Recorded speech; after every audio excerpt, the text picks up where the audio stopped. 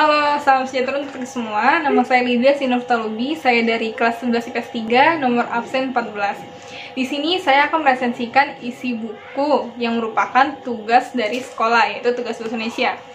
Di sini saya akan membandingkan dua buku, yaitu buku non-fiksi. Ada buku latihan soal mantap jiwa dan buku perjalanan hidup dan perjuangan seorang guru.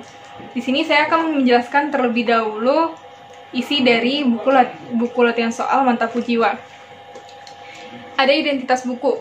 Identitas bukunya ini berjudul Buku Latihan Soal Mantap Jiwa. Pengarangnya adalah Jerome Pauline. Kalian pasti kenal kan Jerome Pauline itu siapa? Dan tahun terbitnya itu pada tahun 2019. Buku ini terdiri dari 5 cetakan. Cetakan keduanya itu pada Agustus 2019, cetakan ketiga pada Agustus 2019, cetakan keempat Agustus 2019, dan cetakan kelimanya itu pada September 2019. Penerbit buku ini adalah PT Gramedia Pustaka Utama. Kota terbitnya itu ada Jakarta, dan jumlah halamannya ada 224 halaman. Saya akan membacakan sinopsis dari buku latihan soal mantap jiwa. Jerome Pauline lahir di tengah-tengah situasi sulit moneter pasca kerusuhan, yaitu pada 2 Mei tahun 1998.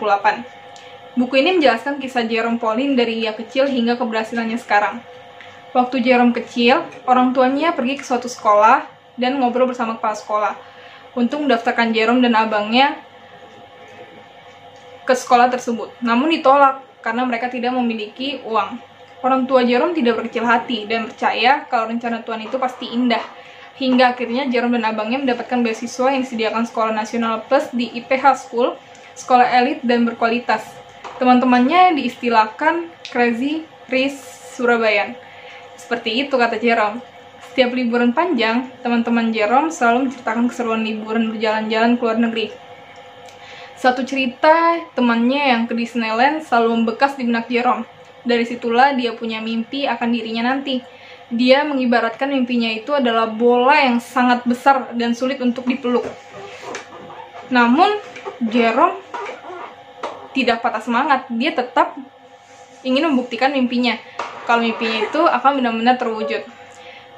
Jerome bercerita kepada orang tuanya bahwa semua temannya itu sangat pintar karena mereka les di Kumon. Dia bercerita dengan harapan orang tuanya dapat melakukan hal yang sama kepada Jerome. Tapi orang tuanya menolak, bukan karena tak ingin, tetapi mereka tidak mempunyai uang. Di sini Jerome sempat berkecil hati, tetapi dalam buku ini kita dapat mengetahui Jerome pun bisa les seperti teman-temannya. Saat Jerome SMA, dia mengikuti banyak olimpiade, dan tidak sedikit juga hasil kemenangan serta penghargaan yang dia dapatkan. Hingga akhir SMA, dia mendaftar ke beberapa universitas yang terkenal di dunia, tetapi ditolak. Beberapa kali Jerome berkecil hati, tetapi bukan Jerome namanya, kalau menyerah begitu saja. Banyak perjuangan dan juga tidak sedikit yang dikorbankan Jerome, hingga dia bisa mendapatkan beasiswa di Waseda University dengan jurusan matematika terapan. Dengan segala perjuangannya, hormatnya kepada orang tua, dan selalu mengandalkan Tuhan, semua yang didapatkan Jerome adalah hal yang pantas didapatkannya. Dengan kerendahan hatinya, dia tetap berkata, banyak orang yang dapat mengenalinya, dan segala yang dimilikinya saat ini, semuanya adalah hadiah dari Tuhan. Segala yang dapat diraihnya pun tidak membuat Jerome menjadi sombong. Bagi Jerome, semua ini baru permulaan, karena petualangannya masih sangat panjang. Jerome kecil yang tumbuh di masa krisis moneter, bisa menjadi seseorang yang terkenal dan tidak dipandang dengan sebelah mata. Kisah Jerome yang luar biasa tentunya sangat tertuang banyak di buku ini. Jadi, kelebihan dari buku ini, saat membaca buku ini, banyak banget ekspresi yang saya keluarin. Salah satunya saya sering banget ngucapin kayak kata wow, kata-kata terharu lainnya. Nah, di buku ini juga kita bisa banyak banget cerita Jerome yang bisa bikin kita tuh meneteskan air mata. Ini benar-benar terharu banget deh pokoknya dari cerita Jerome. Nah, terus banyak banget pembelajaran juga yang bisa kita ambil dari buku ini. Dan terdapat beberapa halaman pembatas yang berisi kata-kata yang mungkin terlihat biasa, tapi disusun Jerome dengan sangat luar biasa. Di buku ini juga bahasanya mudah dipahamin banget teman-teman. Jadi recommended banget deh buat kita baca, apalagi isinya juga bukan sembarangan. Dan di pembatas buku ini juga terdapat coret-coretan matematika yang nggak kalah luar biasanya dari kata-kata yang Jerome berikan. Tapi walaupun banyak kelebihannya teman-teman, buku ini juga ada kekurangannya. Tapi dikit banget teman-teman, karena di sini ada karena di dalam buku ini ada tulisan hiragana, katakana, dan kanji, tapi tidak diterjemahkan. Jadi kalau kita mau mengetahui apa artinya, kita harus menerjemahkannya terlebih dahulu. Selanjutnya, saya akan meresensikan isi buku dari Perjalanan Hidup dan Perjuangan Seorang Guru. Jadi, identitas buku ini judulnya adalah Perjalanan Hidup dan Perjuangan Seorang Guru. Tahun terbit pada tahun 2007, penerbitnya adalah Morita Jayatama, kota terbit di Jakarta, dan halaman bukunya adalah 92 halaman.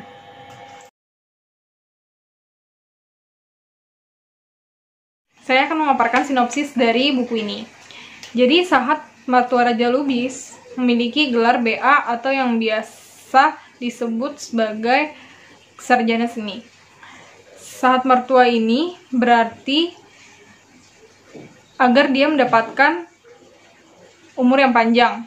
Sahat Martua sendiri dalam bahasa Batak itu berarti sampai tua. Waktu masa kecilnya, Raja bertempat tinggal di desa Lumanrau, desa yang terletak di dataran tinggi sekitar 40 km dari kota Lagoboti, yang merupakan provinsi Sumatera Utara. Desa Lumanrau memiliki banyak keterbatasan, tempatnya terpencil, dan udaranya sangat dingin. Raja hidup bersama orang tuanya, ayahnya yaitu Jakobus Lubis, seorang petani sekaligus pedagang kopi yang kemudian dijual hingga ke luar negeri, yaitu Malaysia, tepatnya di kota Penang. Dan ibunya, Dame Boru Tambunan, menjadi ibu rumah tangga. Namun, ibunya pun merangkap membantu ayahnya dalam bekerja. Yang kala itu, hidup mereka sangat sederhana.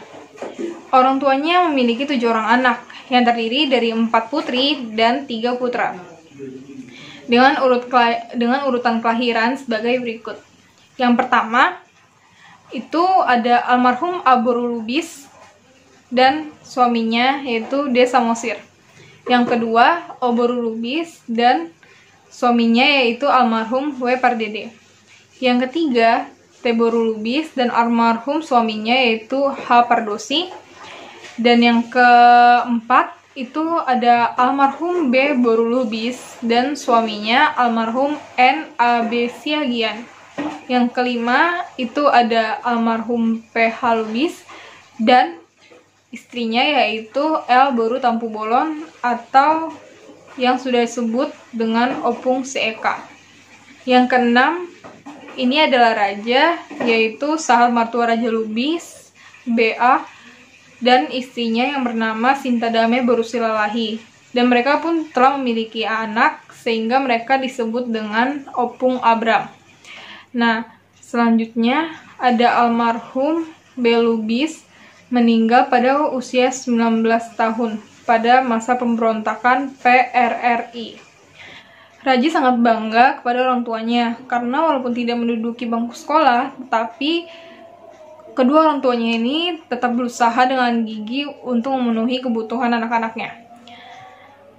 Dan orang tua Boru Nirajai itu berarti orang tua dari istrinya tersebut. Orang tua istrinya ini bernama Daniel Silalahi dan istrinya Boru Siaan. Mereka kerap disebut dengan Opung Pagar Batu. Nah, mereka dikaruniai dengan 5 putra dan 3 putri. Anaknya adalah sebagai berikut. Yang pertama itu ada Sahut J. Silalahi dan istrinya Lucia Boru Gultom. Telah memiliki cucu juga, makanya mereka disebut dengan Opung Gres. Lalu yang kedua ada almarhum Sintua Slamet Silalahi dan istrinya Tiurlan Boru Raja Guguk. Dan mereka pun sama sudah dipanggil sebagai Opung Supar. Dan yang ketiga, Raja Silalahi, Boru Manurung, dan Boru Aritonang, yaitu Opung Lambok. Dan yang keempat, Sudin Silalahi dan istrinya yaitu S. Borusiaan. Dan yang kelima, Hor Silalahi dan istrinya S. Boru Situmorang. Sekarang ada borunya, juga terdapat borunya, yaitu yang pertama Sinta Dami Boru Silalahi, juga ada suaminya yaitu S.M. Raja Lubis yang biasa disebut dengan Opung Bram. Lalu yang kedua ada almarhum D. Boru Silalahi, suaminya adalah MC Aan. Dan yang ketiga Reni Boru Silalahi dan suaminya B. Butar-Butar SH. Saat Raja menginjak usia 6 tahun, pada tanggal 1 Juli 1943, Raja didaftarkan masuk sekolah rakyat. 7 tahun lamanya, Raja menjalani pendidikan di sekolah rakyat. Bulan Juni tahun 1950, Raja mengikuti ujian akhir, yang sekarang ini disebut sebagai ujian nasional. Dengan belajar tekun dan penuh disiplinan, Raja mengikuti ujian SR dan dinyatakan lulus pada tahun 1950 bulan Juli. Buah dari belajar keras dan disiplinan yang dilakukan Raja membuat Raja dapat lulus ujian negara dan masuk sekolah guru bantu atau SGB. Pada tanggal 1 Agustus 1950, Raja resmi terdaftar di SGB Sigumpolon Tarutung. Masa pendidikannya yaitu selama 4 tahun. Sekolah guru SGB ini adalah sekolah gratis yang dibiayai oleh pemerintah dengan mendapat tunjangan sebesar Rp125.000. SGB memiliki aturan dan peraturan yang hampir sama seperti pendidikan militer, di mana setiap kegiatan sudah terjadwal sesuai dengan peraturan yang ditetapkan.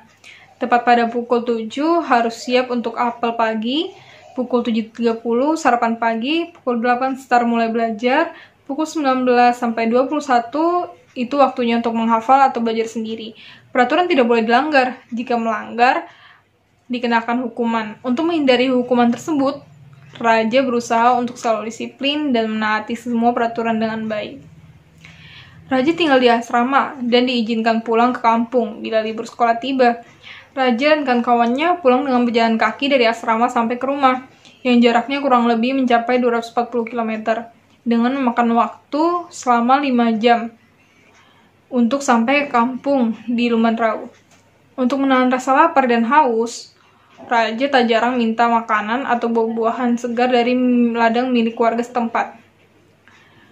Raja tidak sungkan dan teman-temannya pun sama demikian. Karena warga kampung setempat pun memaklumi kondisi mereka karena mereka berjalan cukup jauh dan sangat melelahkan. Pada tahun 1954-nya, yaitu tiba masa ujian akhir dan Raja lulus. Tetapi ijazah Raja ditahan oleh pihak sekolah dengan alasan untuk mematuhi peraturan SGB dan untuk menjalankan program ikatan dinas. Raja pun menerima surat pengangkatan untuk mengajar dan ditempatkan di RSR ke-6 Pulau Raja Kabupaten Asahan. Inilah awal mula Raja menjadi seorang guru yang saat ini berusia 16 tahun. Saat ini mungkin dikatakan masih remaja. 1 Agustus 1954, Raja bersama seorang kawannya yang bernama Marudin Sinaga mulai mengajar. Mereka ditempatkan di sekolah yang sama. Mereka pun memutuskan untuk kos bersama, hitung-hitung untuk mengirit biaya. Selayaknya anak kos, hidup mereka pun serba pas-pasan dan kadangkala kekurangan. Tak jarang bila kehabisan uang untuk mereka makan. Mereka pun makan hanya sekedar nasi dan kepala ikan. Bahkan hanya pakai garam saja. Setiap hari, mereka melakukan kegiatan rutin mengajar dengan wibawa dan tanggung jawab yang penuh. Tidak sekalipun mereka mengenal kata lelah dan kehilangan semangat untuk mengabdikan diri sebagai guru. Walaupun banyak rintangan yang mereka hadapi, salah satunya dengan gaji guru yang sangat minim, tetapi mereka tetap menjalaninya dengan tulus dan ikhlas. Buku ini memiliki beberapa kelebihan, yaitu di dalam buku ini terdapat lagu-lagu rohani yang membangkitkan semangat dan beberapa kata-kata motivasi juga yang bukan berasal dari pemikirannya saja, tetapi banyak juga kata-kata memotivasi yang berasal dari kitab-kitab. Lalu selain kelebihannya ini, buku ini pun memiliki kekurangan, salah satunya dengan bahasa bakunya yang mungkin sedikit sulit untuk dipahami. Dan di buku ini pun terdapat istilah-istilah dalam adat Batak yang tidak dijelaskan secara detail makna yang terkandung dalam istilah tersebut. Selanjutnya, saya akan membandingkan kedua buku ini. Jadi, persamaan dari buku ini adalah mereka sama-sama sangat memotivasi. Walaupun mereka terlahir dari keluarga yang sederhana, namun mereka tidak pernah kenal kata lelah, tidak pernah merasa iri kepada orang-orang di luar sana, dan mereka pun pantang menyerah untuk meraih mimpi mereka. Dan perbedaan dari buku ini, buku Latihan Soal Mantap Jiwa itu bahasanya sangat mudah dipahami. Sedangkan di dalam buku Perjalanan Hidup dan Perjuangan Seorang Guru ini, bahasanya lumayan baku dan tidak terlalu mudah untuk dipahami. Sekian dari saya, kurang lebihnya mohon maaf. Terima kasih.